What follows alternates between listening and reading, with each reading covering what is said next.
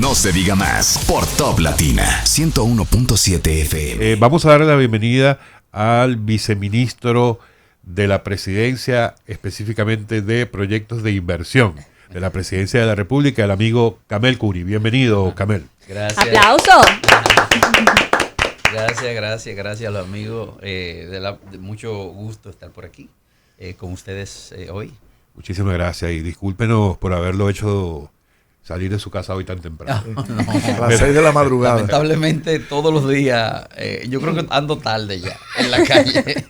Para hacer mi primera tarea de hoy. Dentro de las muchas responsabilidades que tiene en sus manos como viceministro de la Presidencia, hay un programa que ha estado sonando mucho en los durante los 3 años de gestión, pero sobre todo en los últimos meses y especialmente tras la visita del presidente Abinader a Nueva York a propósito de la parada dominicana, y es el programa de viviendas Familia Feliz. Este programa de viviendas forma parte de las políticas públicas del gobierno del presidente Abinader en materia de viviendas y tiene un target muy específico y unas condiciones muy concretas. Y nos gustaría empezar por allí. Vamos a describir lo que es el programa Familia Feliz, porque no es el único programa de viviendas y tampoco es un programa de construcción de viviendas. Entonces, vamos a empezar por allí. ¿En qué consiste este programa de viviendas Familia Feliz? Gracias. El Plan Nacional de Vivienda Familia Feliz es un plan que se diseñó primero como un esquema de accesibilidad a la vivienda al dominicano tanto que vive en su país como también el dominicano en el exterior.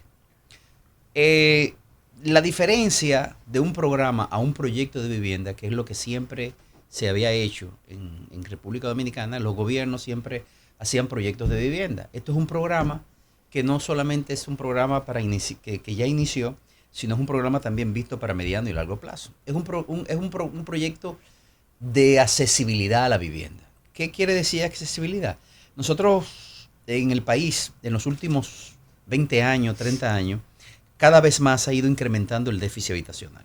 El déficit habitacional, no hay forma absoluta que el gobierno pueda ser responsable de la construcción de vivienda para poder paliar el déficit habitacional. En ningún país del mundo. Por lo tanto, este plan es un plan orquestado desde el Estado, sin embargo, es ejecutado a través del sector privado, que es la diferencia de cualquier otro programa o otro proyecto que tenga inclusive el Estado. Este es un proyecto. Los proyectos son desarrollados por el sector privado y el sector privado entra dentro del Plan Nacional de Vivienda Familia Feliz bajo unos esquemas que nosotros hemos contemplado. Hablo del sector privado porque primero, lo que construyen son los desarrolladores privados. El gobierno no debe nunca de competir con ellos, que es lo que siempre se había dado con otro proyecto, porque usted construye un proyecto en un lugar y cerca hay un proyecto privado y luego entonces vas a competir con ellos porque tú le vas a dar unas ventajas adicionales. Claro. Desincentiva el sector privado. Por lo tanto, lo que nosotros hemos hecho, lo hemos orquestado, lo hemos armado con el sector privado, tanto el sector construcción como el sector financiero. Y por supuesto, estos proyectos han sido parte también con el sector social y están basados en algo diferente. Por primera vez se están construyendo viviendas de índole social. Inclusive el criterio social no existía y como tuvimos la oportunidad de trabajar con la ley de vivienda sí ya integra esos conceptos de viviendas sociales. Que las viviendas sociales pueden ser de 3 maneras diferentes. La vivienda que se vende con subsidios, la vivienda que se alquila con subsidios, inclusive la vivienda que entra en un proceso de leasing, que son 3 tipos. Hay muchos países que usan uno u otro o una combinación. Nosotros hemos iniciado con este proceso porque todavía no podemos entrar en un proceso de alquiler social ni leasing social porque todavía nos falta un poco con el tema de la ley de alquileres, que hay que darle la suficiente fortaleza para que sea otro mercado a desarrollar para poder llegarle como nosotros queremos llegar. El tema es que la gente, los esquemas de subsidio que nosotros hemos desarrollado, orquestado, vuelvo y le digo, con el sector privado, es que las personas que tradicionalmente nunca han podido lograr tener una vivienda, nosotros les garantizamos que la pueden tener. Solamente la gente tiene que organizarse y por eso hablamos de un plan a mediano o largo plazo. El que no pueda ahora, lo puede hacer dentro de un año, dentro de un año y medio, dentro de 2 años, dentro de 3 años, pero lo puede lograr porque el programa abarca mucho más que es lo que simplemente se ve que comprar una vivienda. Nosotros tenemos inclusive educación financiera y todo. ¿Cómo ha sido la receptividad de la gente a este programa? ¿Cómo han valorado esta iniciativa, esta facilidad de obtener sus viviendas? Aquí la gente es loco con su casa propia. Sí. Es el gran anhelo de muchos dominicanos. Mira, la receptividad ha sido muy por encima de lo que inclusive nosotros no íbamos a imaginar. Lo que estamos tratando es que la gente se organice para que pueda acceder. La gente cree, en principio, el dominicano había estado acostumbrado a que cuando el gobierno desarrollaba proyectos era para regalar vivienda. Sí. Y siempre habría un mercantilismo alrededor de todo eso, en donde se repartían y no le llegaba nunca necesariamente a la gente. Y cuando le llegaba a la gente, le llegaba sin un valor. Quiero decir sin un valor porque dentro de esas viviendas que los gobiernos estaban acostumbrados a hacer, se hacían unas viviendas, se le entregaba bajo un esquema cuando le llegaba a alguien, y esa vivienda el día de hoy posiblemente cuestan la mitad de lo que deberían de costar. Y hasta sin título, ¿no? Por eso, cuestan la mitad porque no tienen título. Y lo que se traspasa es la propiedad. Hoy en día, los proyectos que nosotros estamos entregando, por primera vez en la historia, se entregan con un título en la mano. Claro. Esa es la diferencia. La gente tiene una propiedad. La gente pudiéramos decir que existen financieramente porque ya a través de una identidad tiene un financiamiento y eso les sirve a futuro, claro, al desarrollo de su familia. Y hay antecedentes de que esto crea un compromiso de la persona con el entorno, claro, de embellecer el entorno, de comprometerse con que todo esté bien en la zona donde vive, y eso es buenísimo. Mira, los proyectos de nosotros tienen 2 cosas importantes: maneja vivienda digna y entorno digno. Excelente. Ojalá que ustedes puedan tener la oportunidad algún día de acompañarnos en una entrega en donde ya uno oye tantas cosas que uno nunca dice. Nos invitan, Camel. Claro que sí, no me digas que no. Claro que sí, y te voy a invitar al próximo. Nosotros tenemos el próximo, inclusive hay muchas cosas nuevas que estamos haciendo y estamos haciéndolo inclusive en una próxima actividad que vamos a tener, que te voy a invitar. Vamos a beneficiar un sector importantísimo, que luego lo vamos a decir un poquito más hacia adelante. Pero estamos llegando. La primicia. Estamos llegándole a muchos sectores. Así como lo hicimos con la diáspora. La diáspora, el presidente tuvo la visión de que había que apoyar la diáspora desde que nosotros iniciamos el plan y comenzamos los aprestos. Hacer un plan como este no es sencillo iniciarlo. Ahora, después que comienza, como ya hemos iniciado nosotros, todos los días, cada vez las entregas son mayores. Si lo comprobamos con otras inversiones que hace el Estado, puede hacer una inversión millonaria y puedes tú construir 3,000 apartamentos juntos, porque es inversión del Estado. Aquí no, aquí hay que promover e incentivar. Inclusive, nosotros hemos logrado darle que la banca le dé préstamos a gente que nunca en su vida se podía imaginar que podía tener un préstamo bancario. Y que no han estado ni bancarizados. No estaban bancarizados. Inclusive con la banca hemos logrado negociar que la metodología de evaluación de ese segmento sea totalmente diferente. Y ahí quiero llegar entonces, Camel, en cuanto a las personas destinatarias de este tipo de proyectos. O sea, ¿quiénes son esas personas? ¿Son clase media baja, clase media alta? ¿Qué tipo de ingresos deben tener? O sea, ¿cuáles son las personas a las que está dirigido Familia Feliz? Clase media baja, hacia abajo. De la clase media baja hacia abajo es donde está. Porque son todas las personas que cuando van al banco le dicen de entrada, tú no eres pasible a un préstamo. Ese es el público de nosotros. Inclusive hay una gran cantidad de personas que hoy tienen su vivienda, que inclusive con una metodología de evaluación diferente, muchos le decían que no. Y nosotros, ¿qué hacemos? Tenemos un equipo que le llamamos de subsanación financiera, que lo ayuda a lograr. No dicen que no, y el 30% de los apartamentos son personas que en principio hasta con el mismo metodología le dicen que no. Y nosotros lo logramos que finalmente le aprueben el préstamo por una serie de ajustes que hacemos nosotros y le llegamos. Y le estamos llegando a gente que son informales, policías, que imposible tener esquemas de préstamos, le estamos llegando a personal de trabajadores domésticos, le estamos llegando a enfermeras, le estamos llegando a profesoras, le estamos llegando a gente que se le dificultaba. Hoy en día sí los podemos. Y nosotros, el plan garantiza una cosa, fue estructurado y analizado de manera tal de que la gente paga igual o menos de lo que paga de un alquiler. Bien, vamos a hacer una pausa, Camel, pero continuamos con esta interesante conversación con Camel Curi, viceministro de la Presidencia en proyectos de inversión. Sí. ¿Lo dije bien? Sí, así mismo. Amigos, estamos en No Se Diga Más. Ya volvemos en No Se Diga Más a través de Top Latina y continuamos nuestra conversación con el viceministro Camel Curi. A mí me gustaría saber y seguir enfocándonos en el tema social. La gente tradicionalmente en República Dominicana, cuando le hablan de un proyecto de vivienda del gobierno, creen inmediatamente que se les va a regalar. En este proyecto diferente se le explica que deben comprarla, pero que el gobierno le da ciertas facilidades. Hemos visto bono mujer, hemos visto el bono de la primera vivienda. ¿Cuáles son esas facilidades que otorga el gobierno para que estas personas puedan finalmente lograr tener su casa propia? Sí, mira, el plan se diseñó de la siguiente manera.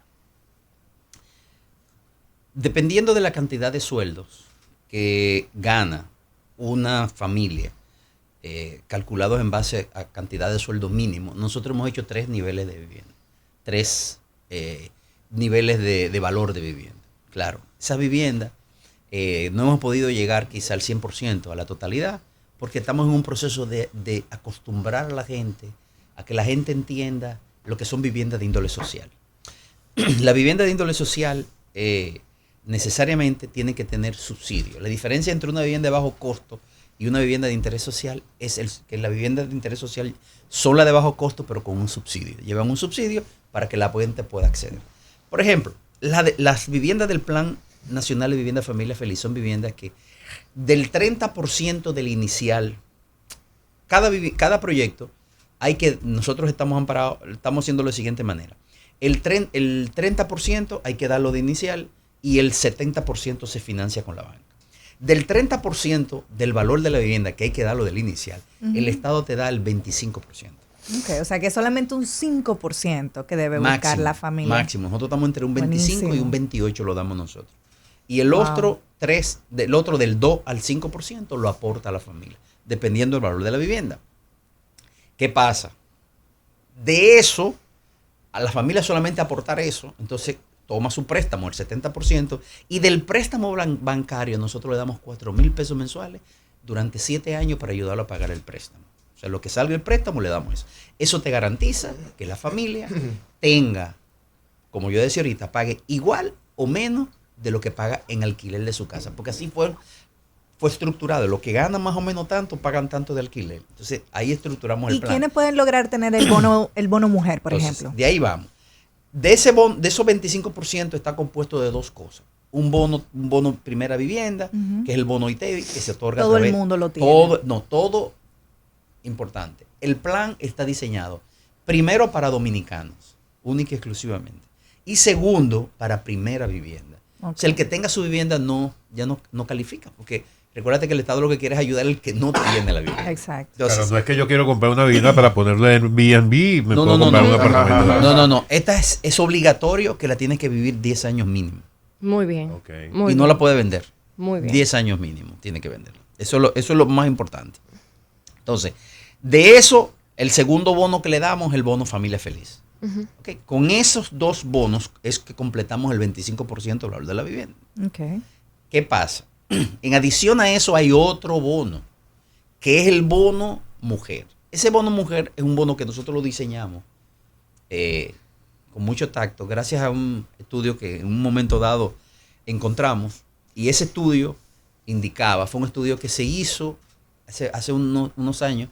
El Banco de la Mujer hizo un estudio con mujeres que habían sido abusadas, mujeres cabeza de familia, y entraron en un programa de préstamos, un programa que es referenciado por la Procuraduría General de la República y el Banco de la Mujer. Le daban unos préstamos sin garantía a mujeres para que tuvieran su casa, para que modificaran, no para que tuvieran, sino para que hicieran arreglo donde vivía, en su condición, e inclusive muchas de esas pusieran su negocio.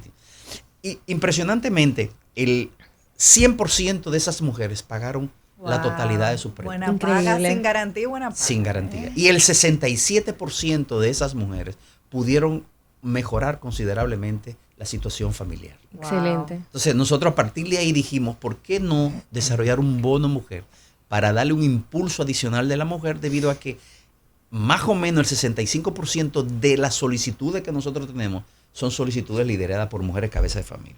Excelente. Entonces dijimos, ¿por qué no darle una ayuda adicional a esas mujeres? Claro. Se diseñó un plan, se invitó al Ministerio de la Mujer a que sea la que maneje este plan, que es otro tema que le voy a decir. Nosotros hemos hecho alianzas con diferentes sectores, inclusive ese Ministerio de la Mujer. El Ministerio de la Mujer evalúa ya después que nosotros tenemos seleccionadas las familias para un proyecto, nosotros le mandamos todas las que son mujeres cabeza de familia, y a esas el Ministerio de la Mujer hace una evaluación social, y en base a varios factores, como son que haya pasado por un proceso traumático o de abuso en algún momento dado. Segundo, que sea que tenga un miembro en su familia con condiciones especiales, ya sea un hijo, ya sea una mamá que viva con ellos, o sea que su condición social necesita un empuje adicional. Y al día de hoy, el 22% de todas las viviendas que nosotros hemos entregado tiene bono mujer. Wow, el 22%. O sea, es un empuje impresionante. Eso indica que nosotros, en adición a lo del plan, se le está dando una ayuda adicional que va a ayudar a la condición de vida. Y no tienen que ser del PRM. No, lo importante de esto es que esto no tiene color. Y de verdad, todo el mundo, esto es transparente y todo el mundo lo sabe. Yo cada vez que voy a muchos lugares me encuentro con gente que me sorprende diciendo, yo tengo mi casa. Cuando me ven con el PIN, como decía, yo tengo mi casa, ya yo la logré. O sea, y yo no sé ni quiénes son, ni tengo ni idea. Y yo soy el que dirijo el plan, no tengo ni idea.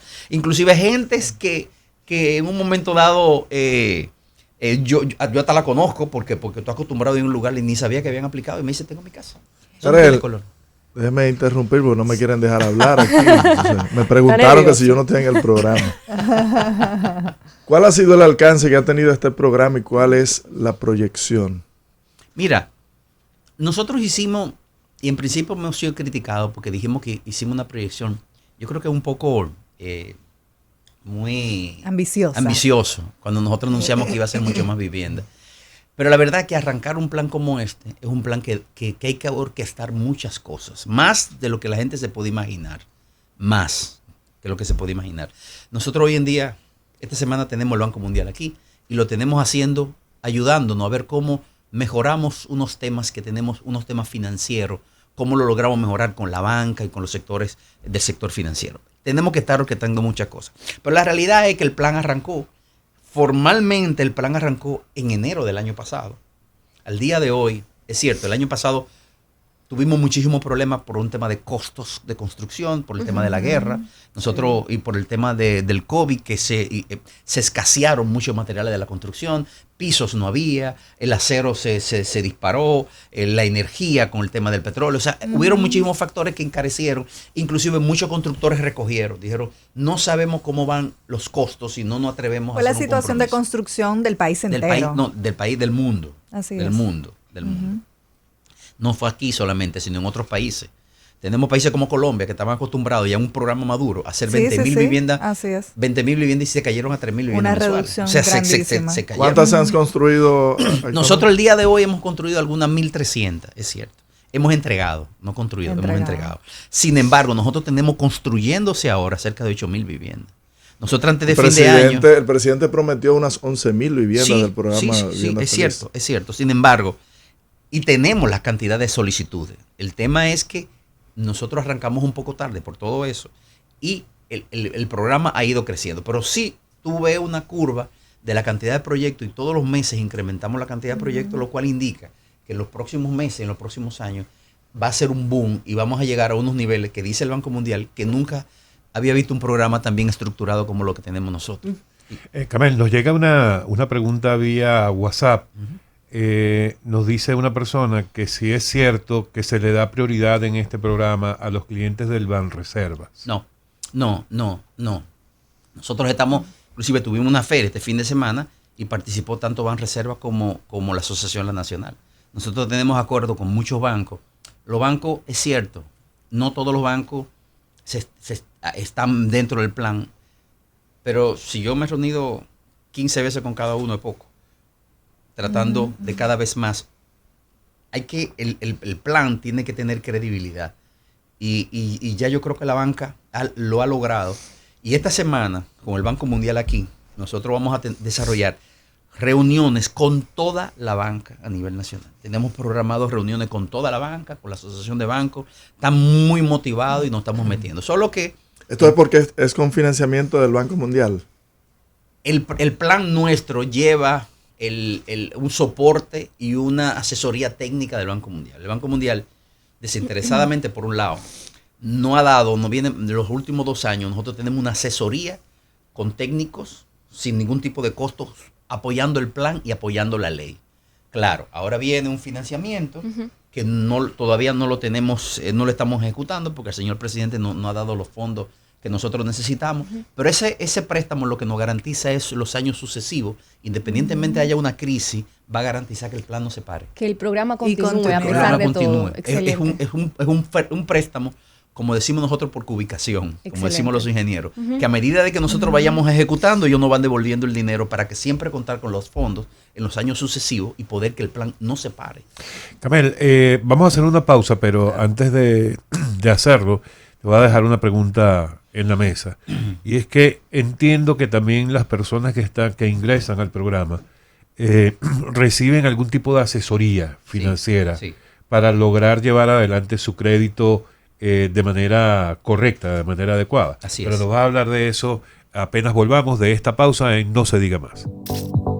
Amigos, de vuelta en No Se Diga Más a través de Top Latina. Camel, antes de la pausa hablaba de la educación financiera que reciben las personas que ingresan al programa de Vivienda Familia Feliz. Efectivamente la reciben, ¿con qué objetivo la reciben y cómo está funcionando esto en el caso de las viviendas que ya han sido entregadas?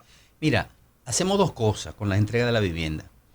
Cuando ya nosotros tenemos seleccionada la familia que van para un proyecto, nosotros le damos unas inducciones. Primero le damos una inducción social sobre vivienda en comunidad. Recuérdate que son familias que no están acostumbrados a vivir dentro de una comunidad y todos los edificios que nosotros entregamos tienen un régimen de condominio con reglamentos y reglas, y nosotros inclusive a través del desarrollador incentivamos a que se elija una directiva que sean lo que dirijan los destinos de su edificio, para que comiencen a entender que hay que vivir en comunidad. De hecho, son uno de los grandes beneficios y de las emociones que uno recibe de la familia cuando tú encuentras una familia, una doña que te dice, ay, ya mi hijo puede ir a la universidad. Digo, ¿cómo? Sí, porque ya puede llegar de noche a mi casa. Wow. Porque va a llegar a un entorno digno, va a ya con calles, con luces, que antes en callejones se hacía difícil. Si logra llegar a ese sitio. Entonces hoy en día ellos dicen, ya puede llegar en un carro, puede llegar en un transporte público, llegar a la casa y saber que puede entrar. Nosotros le damos primero una educación social, o sea, comunitaria, y luego ahí mismo comienza la educación financiera. La educación financiera la comenzamos desde ahí y ya con son las viviendas para que entiendan la importancia de cumplir con sus compromisos. Es importante decir que yo no tengo la totalidad, pero nosotros con la banca hemos hecho unos approaches. Nosotros le estamos dando un seguimiento social a todas las casas que estamos entregando y le podemos decir que cerca hay bancos que el incumplimiento de los préstamos anda cerca del 0.2%. Buenísimo. Prácticamente nada. Sí. ¿Tú sabes? Bueno, Danilo dijo que los pobres no son mala paga. No son mala paga. Eso es impresionante, pero es así. Por eso hemos tenido que ir montando a la banca en un esquema financiero que ellos no estaban acostumbrados, porque eso nunca ha sido su público. Pero imagínate la gente acostumbrada, inclusive, a coger préstamos al 20% semanal. Y hoy en día cogen un préstamo de un 8% anual. Muchísimo más cómodo cuando mucho es más formal. cómodo, más formal. Entonces, la gente, inclusive, que cuando la otra parte de la educación financiera se da, cuando nosotros agarramos, si tomamos gente, la llevamos le hacemos una preevaluación financiera. Antes de nosotros meterlo formalmente a la banca, nosotros le hacemos una evaluación financiera. Nosotros le tiramos por un nuevo buró de crédito, le tiramos su evaluación y ahí determinamos cuál es la problemática. Nosotros, los que pasan, inmediatamente lo pasamos ya y lo mandamos a la banca para su proceso de su préstamo. Y el que no pasa, hay 2 tipos. Uno, lo que nosotros llamamos lo que son rechazados. y otros los que son subsanables, es decir, que ellos le llaman un término en la banca referido. Esos nosotros los cogemos y los trabajamos, los referidos, porque esos son personas que tienen problemas, son problemas fáciles de resolver. Nosotros lo ayudamos a resolverlo. A veces le decimos, mira, tienen tema con que tú tienes, hace 5 años debe un tema de un teléfono y no lo ha pagado y tiene una mora y no sé qué cosa, o tú tienes un tema de que tienes cogiste un día una tarjeta de crédito de lo que sea y debe tal cosa, o tienes 2 préstamos que tú pagas mucho y estás pagando intereses caros, entonces nosotros le ayudamos, mira, reorganiza, reestructura tu préstamo, coge uno, paga eso, págalo a corto plazo porque tú vas a pagar mucho menos intereses y luego ya en 3 meses te vamos a tomar para la segunda etapa del proyecto. La mayoría del proyecto tienen 1, 2, 3, 4 etapas y lo vamos insertando mientras te organizas, entonces lo ayudamos a que sean subsanables. Claro. Nosotros lo ayudamos a que logren su préstamo. Eso es una cosa importante. Y el que es rechazado es porque tiene temas ya mayores, tiene unas deudas más complicadas, tiene unos temas de que tenía un negocio, le quebró, X cosas. Y nosotros le entramos en un proceso de educación financiera. Ese proceso de educación financiera lo ayudamos a proyectar cómo puede solucionar su problema y que entren en unos programas que ya tenemos 2 bancos trabajando con eso, que es el Reserva y la Asociación Nacional, que entran en un ahorro programado. Es decir, hay gente inclusive que que tienen algún tipo de problema y como no son bancarizados, nosotros le decimos, comienza a hacer una cultura de crear un historial. Aunque en este momento tú tienes problemas con el crédito, claro, comienza a hacer historial con ahorros programados en donde el banco sepa que tú mensualmente estás haciendo tus ahorros, te estás educando.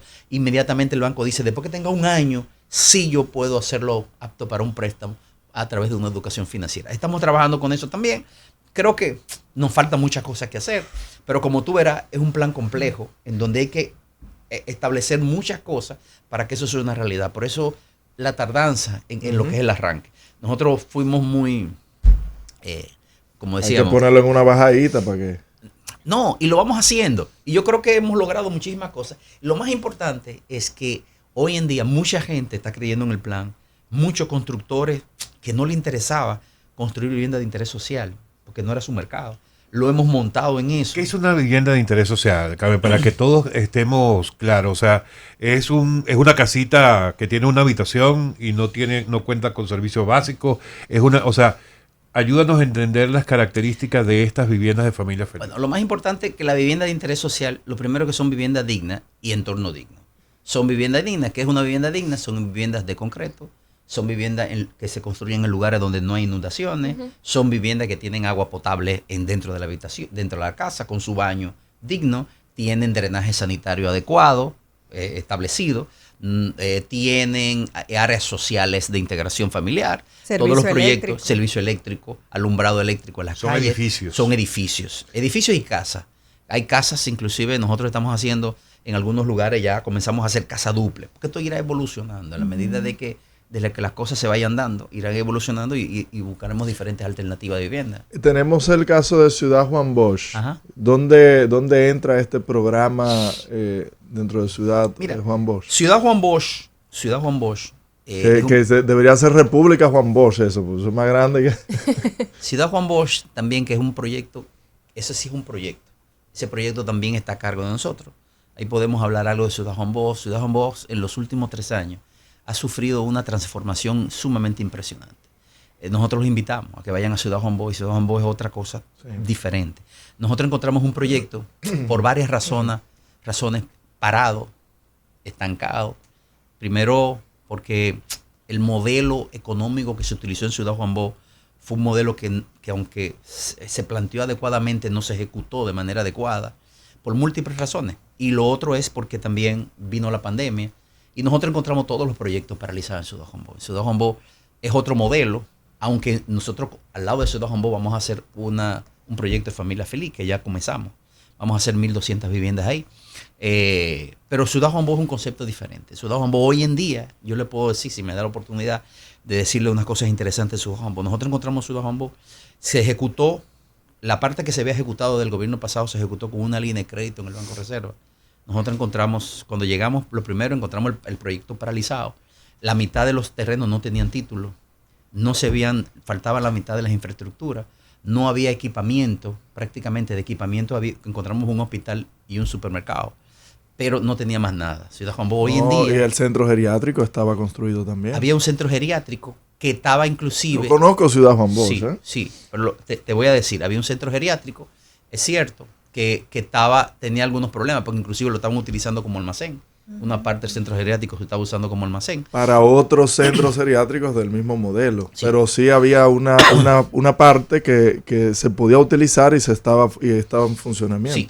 Ahora bien, ¿qué nosotros hicimos? Lo primero que llegamos, encontramos en la cuenta 12 millones de pesos. En la cuenta de la Ciudad Juan Bosch, lo cual no nos daba para absolutamente nada. Encontramos deudas impresionantemente altas. Se le debía de todo al Estado. Todo el mundo le debía mucho dinero. Habíamos entregado títulos, gente que habían construido y no le habían construido en terrenos que se habían licitado y no lo habían pagado. Se habían entregado hasta los apartamentos y el Estado no había recibido un centavo. Teníamos deudas, no solamente la deuda del Banco Reserva, la deuda con el Banco Reserva era de 4.000 millones de pesos. Nosotros tuvimos que negociamos los intereses con el director del banco, con el señor Samuel Pereira. Logramos reducirle algunos 500 millones de pesos a la deuda y pagamos los 3.500. Lo pagamos. ¿Qué nosotros hicimos? Hemos cobrado dinero. Todo lo que teníamos legal en Ciudad Juan Bosch, teníamos legal con una compañía para fines de cobro. Nosotros rompimos el contrato y en vez de pagarle lo que se hace normalmente, a los abogados que cobran se le da el 20, el 25% de lo que cobran. Nosotros rompimos ese contrato. Habían 850 millones de pesos en legal. Nosotros decidimos cobrarlo y cobramos 975 del 850. O sea, nosotros cobramos y le cobramos intereses, lo pagamos. Con ese dinero, nosotros más cogimos y titulamos el resto de los terrenos que había, inclusive terrenos que se habían licitado. Lo titulamos a través de del CEA. Nosotros los titulamos y le dimos título a todo el mundo y el resto de los terrenos que faltaban por licitar, lo licitamos. Hoy en día no hay ya terreno para vivienda, ya están todos licitados. Le pusimos contrato con tiempo y penalidades de ejecución. Todo ese dinero que ha entrado lo hemos invertido en obra. ¿Qué hemos hecho? Ya hemos prácticamente finalizado todas las calles que había que hacer en Ciudad Juan Bosch. Hicimos una avenida que no iba, que era una avenida que es la que comunica con la carretera Mella. Nosotros hicimos la gestión con las escuelas que habían 3 escuelas con nudos legales. Nosotros colaboramos con la ayuda del Ministerio de Educación y sí, ya esas 3 escuelas se reiniciaron. Ahora le acabamos de entregar un cuarto terreno para hacer un politécnico con educación. Nosotros podemos decir también que hemos iniciado 4 parques urbanos. Dentro de esos 4 parques urbanos nosotros estamos haciendo uno que incluye un anfiteatro con toda la estructura de camerino para obras culturales y espectáculos culturales. Estamos haciendo 3 obras deportivas importantes que nunca se iniciaron, ahora estamos iniciando. Tenemos un polideportivo para basquetbol, voleibol,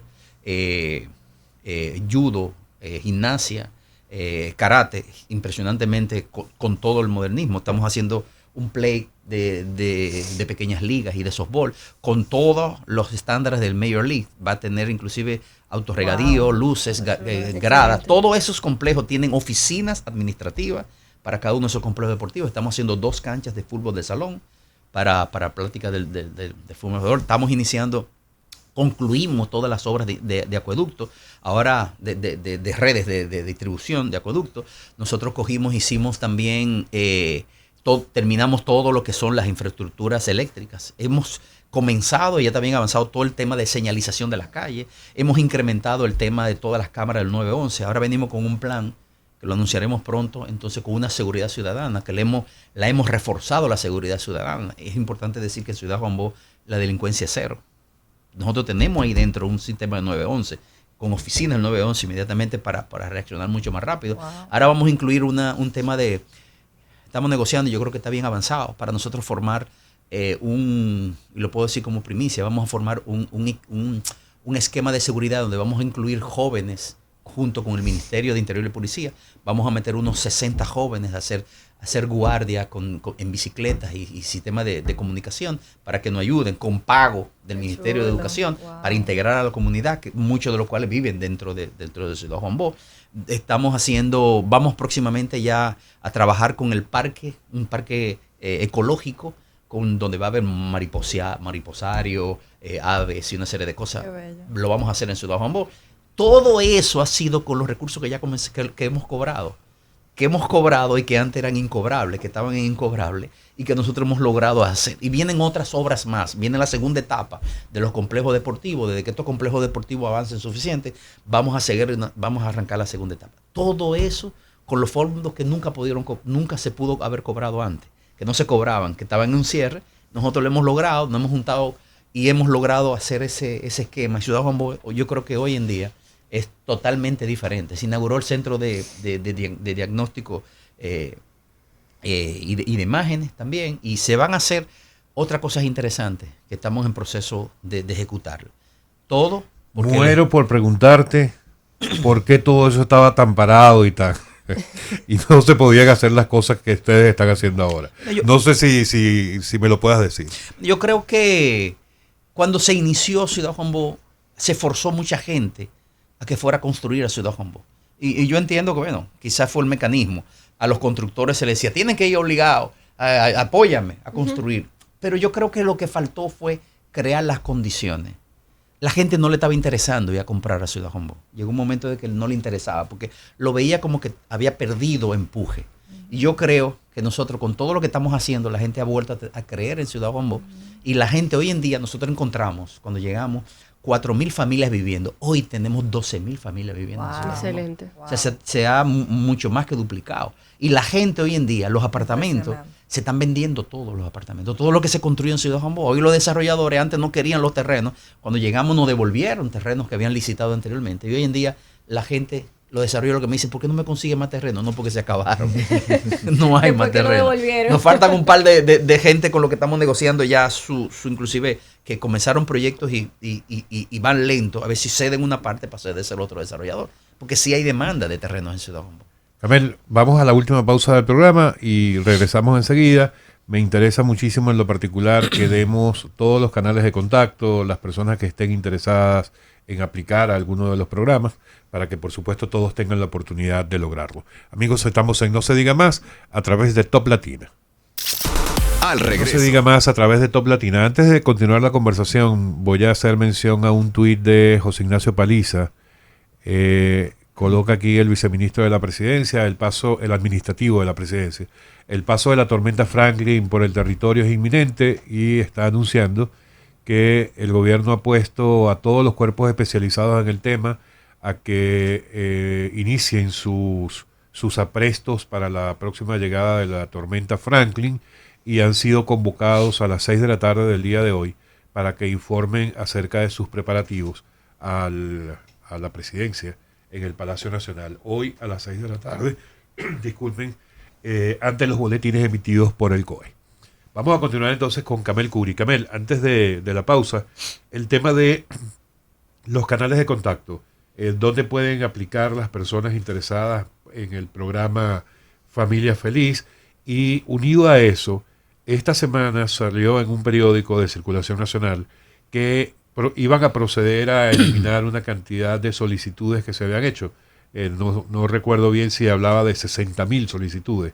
Cuéntanos por qué estas están siendo eliminadas y aquellos que quieran aplicar, ¿cómo lo hacen? Sí, mira, es interesante porque las dos se relacionan una con otra. Lo primero es que nosotros tenemos una página que es www.familiafeliz.gov.do. Ahí están todas las informaciones, ahí están los proyectos. La estamos mejorando considerablemente la página ahora para dar mucho más servicio. Ahí hay un número de WhatsApp que inclusive tú escribes, inmediatamente te contesta, un WhatsApp Business, en el cual nosotros, si tienes alguna pregunta, lo haga. ¿Qué pasa con las que nosotros dijimos el día pasado que íbamos a eliminar? Que en la prensa salió un número, parece que se le fue un poquito un cero, no ese número, pero sí le puedo decir lo siguiente. Hay muchas solicitudes que nosotros hemos recibido que simplemente la gente nos pusieron nombre y apellido y se quedaron vacías. Nosotros no la podemos ni siquiera contactar para decirle, para ayudarlo a llenarla. Ni siquiera. Nosotros hacemos operativo inclusive en algunos lugares para ayudar a mucha gente a poder llenar sus solicitudes. Lo hacemos. Pero ¿cómo yo puedo llamar a alguien si no tengo ningún tipo de contacto? No tengo WhatsApp, no tiene teléfono, no tiene email, no tiene ningún tipo de esquema de contacto. Nosotros hemos llamado, le hemos advertido, vamos a eliminar en 30 días ese tipo de solicitud. Complétela, si no yo la elimino y tú vuelves y la haces. pero ya la página no te permite volver a hacer a una si ya tú tienes un registro. Entonces tengo que eliminarlo para cuando tú decidas volver a hacerla, tú la puedas hacer. Entonces, lo que hemos tratado de llamar la atención, entren, actualicen su página. Hay mucha gente que yo he ido a lugares y me ha tocado y se lo he demostrado.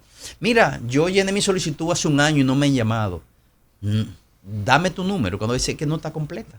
¿Cómo yo te puedo llamar si no está completa? O sea, que sería importante que todo el que haya introducido una solicitud, que simplemente que vuelva a entrar y verifique el estatus. Y la complete, para que pueda nosotros poderlo comenzar a atender. Ahí hay informaciones que son sumamente importantes, como por ejemplo, hay mucha gente que dice, yo sí la completé, pero yo no me han llamado todavía. Mira, le pregunto, ¿de qué comunidad eres tú? Yo soy de tal comunidad. Mira, todavía yo no he iniciado un proyecto. Hasta que yo no inicie un proyecto, no te llamo. Sí, precisamente eso iba a preguntar. Desde el momento en que Odette Hidalgo llenó una solicitud de forma correcta, hasta cuál es el proceso y cuál es el tiempo que puede transcurrir para Odette Hidalgo tener esa vivienda, ese apartamento. Mira, también interesante pregunta. Lógico. Es lo siguiente. Cuando la gente llena su solicitud, nosotros lo primero que hacemos es que verificamos que esté completa. Si no está completa, no hay informaciones que yo la necesito. Si yo no sé dónde tú vives, ¿cómo te ofrezco un lugar? Si no tienes teléfono, ¿cómo te llamo? Claro. Si yo no sé con cuántos familiares tú vives, ¿qué tipo de vivienda te doy? Te la doy de una habitación, de 2 o de 3. Si yo no sé cuántos son tus ingresos, no te puedo vincular a un tipo de vivienda de un costo, porque no te puedo vincular a una que tú no puedas pagar. Entonces, todas las informaciones que están ahí para nosotros son sumamente valiosas. Después de completada la información, ¿qué nosotros hacemos? Nosotros vamos y mandamos esa información a Supérate. Supérate hace una evaluación social, importantísimo, porque ahí nos dice a nosotros a quién yo debo de llamar primero. Según la evaluación social, dice cuál es que tiene mayor necesidad. Nosotros tenemos un sistema de evaluación que lo diseñamos, copiamos algo que tiene Argentina, en donde, para que tengamos una idea, dependiendo de la cantidad de niños que tú tienes una puntuación, dependiendo que si tiene un niño con problema o no, si tiene un adulto mayor, si tú tienes, cuáles son tu sistema de puntuación, según una puntuación social. Y llamamos a todo el mundo, pero comenzamos con los que tengan una mayor puntuación. Pero para yo poderlo llamar, yo tengo que tener vivienda en la comunidad tuya. Tú dices, mucha gente te dice a ti, yo me mudo en cualquier sitio. No es correcto, porque si tú vives en un sector en donde yo estoy haciendo un proyecto, no te gustaría que yo traiga a una gente de otro sector a darle prioridad sobre ti. Que tú vives en ese sector, es tu sector. Entonces nosotros llamamos gente donde estamos desarrollando proyectos. Yo tengo hoy en día abierto 30 proyectos en proceso de construcción. Estamos llamando gente que comenzamos primero, cada vez que la gente llena un formulario, sale inmediatamente el sistema lo georreferencia. Y yo pido, dame gente que vivan a 1 kilómetro a la redonda. Jalo a esa gente. Veo la priorización social y comienzo a llamar por ahí. Cuando se me termina eso, digo, 1,5 kilómetros. Jalo más gente, comienzo a llamar. Ese es el proceso. Tenemos muchas solicitudes, hay que completarlas y es donde estamos teniendo proyectos. La intención de nosotros tenemos proyectos en ejecución o proyectos en permisología. Recuerda que los proyectos nosotros tienen que cumplir con toda la permisología de ley. Ayuntamiento, medio ambiente y Ministerio de la Vivienda. Para poder desarrollar, luego ir a Tribunal de Tierra, tiene que tener sus títulos adecuadamente, todo para que sea. Nosotros tenemos que armar todo eso. Cuando la gente finalmente logra vincularse a un proyecto, que ya nosotros le decimos, te vamos a asignar ese proyecto, entonces comienza la segunda etapa, que es el proceso donde nosotros comenzamos la preevaluación financiera. Determinamos, antes de llamarte, ya yo no te he llamado, pero ya yo estoy haciendo... largo el proceso, ya yo llevo contabilizado 3 años. No. Eso es un proceso muy rápido, ahí no pierde mucho tiempo. Lo más difícil es arrancar los proyectos, pero tú una gente ahora mismo... Ahora, mira, Máximo, ¿por qué crees que necesitamos 4 años más? Díselo. No, sí. Para afianzar el proyecto. No me haga hablar. No. yo pienso que este es un proyecto importante, que aunque sea un relajo que se esté haciendo, un chiste, un buen chiste, por supuesto. Lo importante es que este proyecto va a trascender independientemente del gobierno que venga. Como debe ser. Esto es un plan, es de continuidad. Ahorita hablaba de Ciudad Juan Bosch. Sí. Quizás lo más importante, la obra más importante en Ciudad Juan Bosch no es todo lo que yo te comenté que estamos haciendo en Ciudad Juan Bosch. La sostenibilidad del proyecto. La continuidad que le ha dado el presidente a las cosas. Un proyecto que estaba caído, le da continuidad. No estaba caído, no lo ponga caído. Bueno, yo te estoy diciendo porque no se estaba construyendo absolutamente nada, porque había nudos, no había título, todo el mundo debía dinero y nadie quería pagar. ¿Cómo es el tema? ¿Cómo estaba el país? Sí, claro, cayendo a pedazos. No, una cosa, Jesús. Camel, muchísimas gracias por gracias a ustedes y verla complacido de haber estado este momento con ustedes y poder expresar muchas cosas que quizá la gente no lo sepa y que es importante que entienda. Que el plan nuestro es un plan que esperemos que sea sostenible en el tiempo, tal y como está haciendo ahora, para que muchos dominicanos puedan lograr tener su vivienda. Y que la gente no pierda la motivación y la esperanza de que sí se puede. Sí se puede. Yo le digo a la gente, después que lo llamamos, la gente me dice, ¿y ahora qué yo puedo, qué sigue? Todo depende de ti ahora, porque ya yo te llamé. Claro. De ahora es documentarse. Hay mucha gente que le pedimos, mira, tú tienes que conseguirme tus ingresos, una carta y duran 6 meses para conseguirte. Se ponen lentos. Se ponen lentos. Y yo creo que hay muchos que se ponen rápido. Por eso que las mujeres son las que están adelante. Cojan ahí. Gracias, viceministro. Muy amable por estar con nosotros. Recuerde que asumió el compromiso de invitarnos a la próxima entrega de Familia Feliz y desde allá estaríamos transmitiendo esta en vivo. Semana o la semana que viene, dependiendo del tema de la tormenta, nosotros tenemos inauguraciones pendientes. Tenemos 2 o 3 inauguraciones que están listas para inaugurar, que la semana pasada no se hizo por todo el mundo sabe que hubo un evento y ahora esta semana tenemos el tema de la tormenta que habría que ver en tema de primero prioridad nacional atender a la ciudadanía. Claro que sí. Bueno, cuando sea le acompañaremos. Gracias. Con muchísimo gusto. Amigos, recuerden, tomen las previsiones del caso ante la ante ya la segura e inminente llegada de la tormenta Franklin. Estén pendientes de las fuentes oficiales, el COE, ONAMED y las distintas cuentas del gobierno para que sepan cómo actuar. Amigos, hasta mañana. Hasta mañana. Bye bye. No se diga más por Top Latina 101.7 FM.